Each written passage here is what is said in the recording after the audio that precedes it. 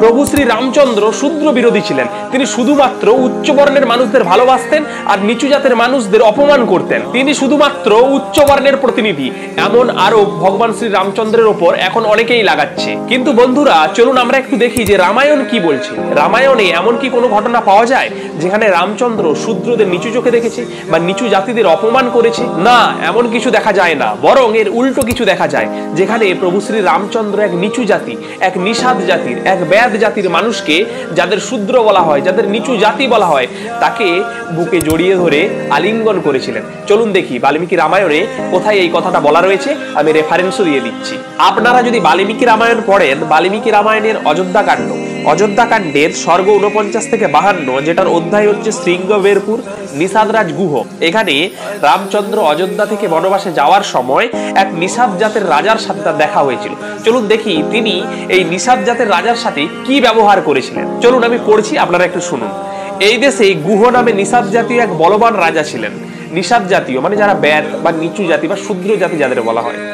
তিনি রামের প্রাণ সমপ্রিয় সখা। বুঝতে পেরেছেন যে এক নিষাদ, এক ব্যাদ জাতির রাজা রামের প্রাণ সমপ্রিয় সখা। তোমার জন্য এসব ভক্ষ ভোজ্য, উত্তম সজ্জা এবং অশ্বের খাদ্য আনা হয়েছে। তখন রামচন্দ্র কি বলছে দেখুন।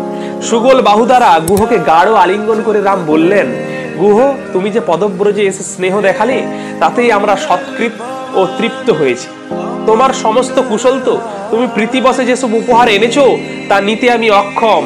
আমাকে কুশ, চির, অজিনধারী, ফলমূল ভোজি তাপস বলে যেন। অশ্বের খাদ্য ভিন্ন আর কিছুতে আমার প্রয়োজন নেই। ভাবুন, তিনি কিন্তু বিলাসবহুলতাও করতে পারতেন, সমস্ত উপহার গ্রহণ করতে পারতেন, কিন্তু তিনি তার নিজের কথা ভাবলেন না। তিনি কার কথা ভাবলেন? সেই অশ্বগুলির কথা। ভাবতে পেরেছেন? এমন মহান মানুষ, এমন মহান চরিত্রের গায়ে আপনারা দাগ লাগাচ্ছেন, যিনি বুঝিয়েছিলেন বন্ধুত্বে কোনো জাত পাত বর্ণ লাগে না, শুধুমাত্র মনের শ্রদ্ধা, মনের ভক্তি, মনের ভালোবাসাই সবকিছু। তাই প্রভু শ্রী রাম জাত দিয়ে কোনোদিনও মানুষ বিচার করেননি, তিনি বিচার করেছেন চরিত্র দিয়ে, মন দিয়ে। তাই এই প্রভু শ্রী রামই আমাদের দেখিয়েছেন যে কর্ম দিয়েই বড় হওয়া যায়, জাত দিয়ে বা বর্ণ দিয়ে নয়। কিন্তু যারা আজকে হিন্দু ধর্মে জাতপাতের বীজ ছড়াচ্ছেন, তারা সত্যিকারের রামের আদর্শ থেকে অনেক দূরে, বহু দূরে। তারা প্রভু শ্রী রামচন্দ্রকে এখনো ঠিকভাবে চিনতেই পারেননি। আর বিরোধীদের জন্য বলছি, যারা প্রভু শ্রী রামের মতো এরকম মহান মানুষের চরিত্রে কলঙ্ক লাগানোর জন্য উঠে পড়ে লেগেছেন, তারা রামের আচরণের দিকে নজর দিন, অপপ্রচারের দিকে নয়। জয় শ্রীরাম, জয় সনাতন।